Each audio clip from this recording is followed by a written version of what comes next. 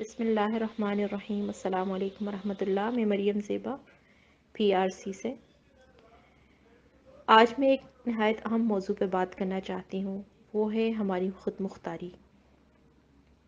اللہ تعالیٰ نے انسانوں اور جنوں کو ایک محدود خود مختاری دی، خود اختیاری دی، لمیٹڈ فری ول، جس کے نتیجے میں ہم لوگ اچھائی اور برائی، غلط اور صحیح میں سے ایک چیز کا فیصلہ کرتے ہیں، اور اسی فیصلے کے اوپر ہمارے اعمال کا دار و مدار ہوتا ہے، اور اسی اعمال کے نتائج جو ہیں ہم کل قیامت کے دن دیکھیں گے اور اس کے لیے جواب دہ ہوں گے۔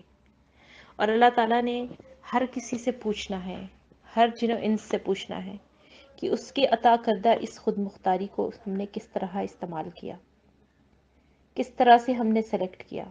اور ہم میں سے ہر ذی روح کو زندگی میں کوئی نہ کوئی ایسا موقع ضرور آتا ہے جب ہم شعوری طور پر یہ فیصلہ کرتے ہیں کہ ہم حق اور باطل میں سے کس چیز کو سلیکٹ کرتے ہیں۔ ہمارے لیے ہماری خود اختیاری بہت اہم ہے۔ ہمارے سماج میں خاص طور پر خواتین کے اندر اس چیز کی حوصلہ افزائی نہیں کی جاتی۔ ہمیں ہر جگہ پہ بات ماننے، سننے اور دوسروں کو خیال رکھنے کی ترغیب دی جاتی ہے، اور خاموشی سے سہنے کا حکم دیا جاتا ہے۔ مگر جب یہ انسانی جو اللہ تعالیٰ نے ہمیں پیدائشی حق دیا ہے، اس کے استعمال کی باری آتی ہے، تو ہمیں ہر چیز سے بے فکر ہو کے ہمیں یہ سوچنا ہے کہ ہم نے کل قیامت کو جواب دینا ہے اللہ تعالیٰ کو، تو کیا ہم اپنی اس اللہ تعالیٰ کی عطا کردہ حق کو، فرض کو ہم بہترین طریقے سے انجام دے رہے ہیں کہ نہیں۔ اللہ تعالیٰ ہم میں سے بہت کو یہی لگتا ہے کہ یہ بہت مشکل ہے، بہت کرنا آسان نہیں ہے، اور ہمارے لیے یہ ممکن نہیں ہے، ہم بے بس ہیں لوگوں، سماج، حالات، روایات کے آگے۔ لیکن ہمیں یہ یقین رکھنا ہے کہ جب اللہ تعالیٰ کہتے ہیں لا یکلف اللہ نفسا الا وسعہا، کہ ہر نفس کے اوپر اتنا ہی بوجھ ڈالا جاتا ہے جتنا وہ سہ سکتا ہے۔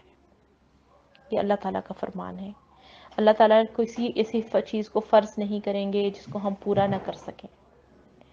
تو اس لیے ہمیں یقین رکھنا ہے کہ یہ ہمارے بس میں ہے، ہمارے لیے آسان ہے، ہمارے لیے ممکن ہے۔ سب سے پہلے اس حق کو حاصل کرنے کے لیے، اس خود اختیاری کو دوبارہ کلیم کرنے کے لیے ہم کیا کر سکتے ہیں؟ سب سے پہلی بات تو یہ ہے کہ ہم اس چیز کو قبول کر لیں کہ ہمارے پاس اللہ تعالیٰ کی طرف سے یہ عطا کردہ پیدائشی حق موجود ہے۔ ہم میں سے ہر کسی نے کل قیامت کو جواب دینا ہے، اور ہر ذی اختیار کو جواب دینا ہے۔ جن لوگوں سے حساب کتاب نہیں ہوگا، اس میں غلام، عقل و خرد سے پیدل شخص، مجبور، اور یہ چیزیں، یہ حدیث میں کلیئرلی واضح ہیں کہ ان میں کم از کم میں اور آپ شامل نہیں ہیں، جو عقل رکھتے ہیں، جو فہم رکھتے ہیں، جو سوچ بوجھ رکھتے ہیں۔ تو ہم اس کو اون کریں کہ ہمارا جو چوائس ہے، ہماری ایبلٹی ٹو چوز ہے، یہ ہمارا برتھ رائٹ ہے۔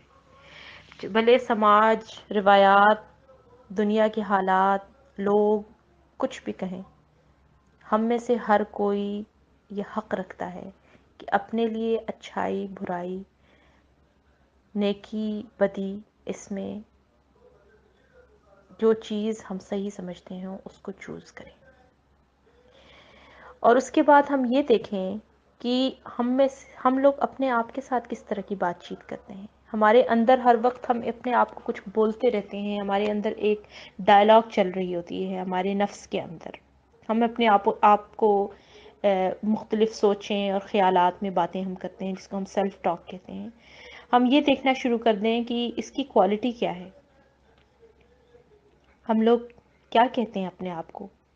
کیا ہم اپنے آپ کو یہ کہتے ہیں کہ تم کمزور ہو، تم بے بس ہو، تم کم ہمت ہو، یا ہم اپنے آپ کو یہ کہتے ہیں کہ تم اللہ تعالیٰ کی بندی ہو، جس پہ اللہ تعالیٰ نے ایسی چیزیں فرض کی ہیں جو بالکل میرے بس میں ہیں، اور اس کے لیے کوشش کرنا میرا فرض ہے، کل قیامت کو میں نے جواب دینا ہے، اور میں اپنی ذات کے لیے ذمہ دار ہوں، اور میں جو میرے زیر نگرانی ہے ان کے لیے میں ذمہ دار ہوں، اس کے لیے میں جواب دہ ہوں۔ ہم کس طرح کی گفتگو اپنے آپ کے ساتھ کرتے ہیں؟ یہاں پہ سیلف آبزرویشن کی بات آئے گی کہ ہم یہ آبزرو کریں کہ ہم کیا سوچتے ہیں، ہم کیا سوچتے ہیں اور کیا محسوس کرتے ہیں۔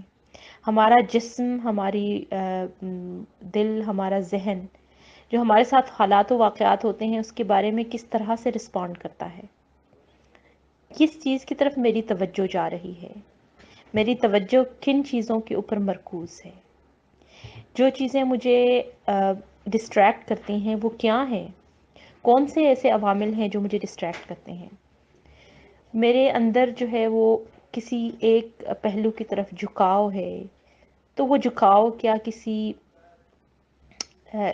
وہ جھکاؤ انصاف پر مبنی ہے، یا میری سوچ کوئی خاص پہلو کو زیادہ سپورٹ کرتی ہے، اور کیوں کرتی ہے، کیا میں پرابلمز کے اوپر، مسائل کے اوپر ہی اپنی ساری توجہ رکھتی ہوں کہ میں مواقع کو بھی فوکس کرتی ہوں. یہ سب وہ چیزیں ہیں جو ہم اپنے ذہن میں رکھتے ہیں. اس کے اوپر ہمارا اپنا کوالٹی چیک اینڈ بیلنس ہونا بہت ضروری ہے. تو دوسرا نقطہ یہ ہے کہ ہم یہ اپنی آبزرویشن شروع کر دیں کہ میں کیا سوچتی ہوں، کیا محسوس کرتی ہوں، میرا جسم، میرا ذہن، میرا دماغ حالات و واقعات کو کس طرح سے ریئیکٹ کرتا ہے، میں کس چیز کی طرف میری توجہ مرکوز ہے، میری ڈسٹریکشنز کیا ہیں، اور میرا جھکاؤ مختلف چیزوں کی طرف کیا مبنی برحق ہے، یا اور میں صرف مسائل کے اوپر فوکس کر رہی ہوں کہ میں اپنے لیے اپرچونٹیز کے اوپر بھی فوکس رکھتی ہوں، مواقع بھی ڈھونڈتی ہوں. ان چیزوں کے اوپر غور کیجیے. تیسری بات یہ ہے کہ اپنے بارے میں اویئر ہو جائیں، اپنے بارے میں آگاہ ہو جائیں، خود آگاہی پیدا کریں کہ میرے جذبات کیا ہیں، میرے احساسات کیا ہیں، اور یہ یقین رکھیں کہ میری اور آپ کی ذمہ داری اپنے جذبات، اپنے خیالات، اپنی سوچ اور اپنا رویہ ہے. اور ہم اپنے جذبات اور اپنے احساسات اور اپنے سوچ کو خود چوز کر سکتے ہیں، خود سلیکٹ کر سکتے ہیں، خود پک اینڈ چوز کر سکتے ہیں. یہ اختیار دیا ہے اللہ تعالیٰ نے ہمیں کہ ہم اپنے لیے رویے کی، ہم اپنے لیے اپنے طرز عمل کے بارے میں کوئی فیصلہ کر سکیں. چوتھی چیز ہے کہ ایک کانشیس فیصلہ کریں کہ میں نے کیا کرنا ہے اور میں نے کیا کہنا ہے.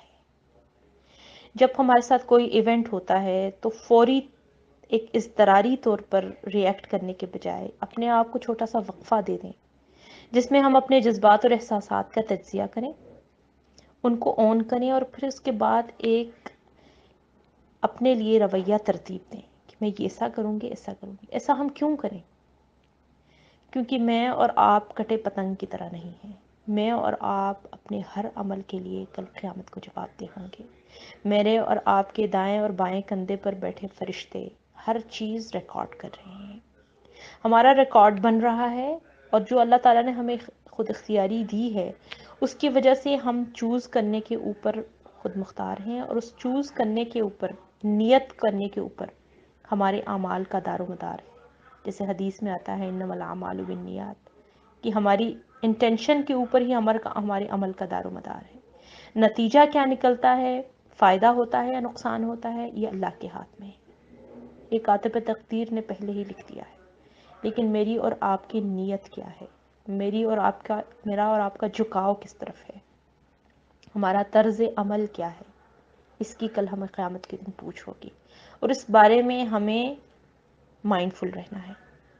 اور اس کے بعد جو ہے وہ ہمیں یہ بھی یاد رکھنا ہے کہ ہمارے کانسیکوینس کیا ہوں گے ہمارے عمل کے. جو ہم بولتے ہیں، جو ہم رویہ رکھتے ہیں، اس کے بارے میں ہماری جواب دہی ہوگی. اور پانچویں چیز یہ ہے کہ ہم فیڈ بیک لیں، اپنے طرز عمل کے اوپر ہم فیڈ بیک لیں، خود احتسابی کریں. میں نے کل ایسے ایسے حالات میں اس طرح سوچا اور ایسا ریئیکٹ کیا، کیسا رہا؟ میں اس معاملے میں کس طریقے سے بہتر کر سکتی ہوں اپنا رویہ؟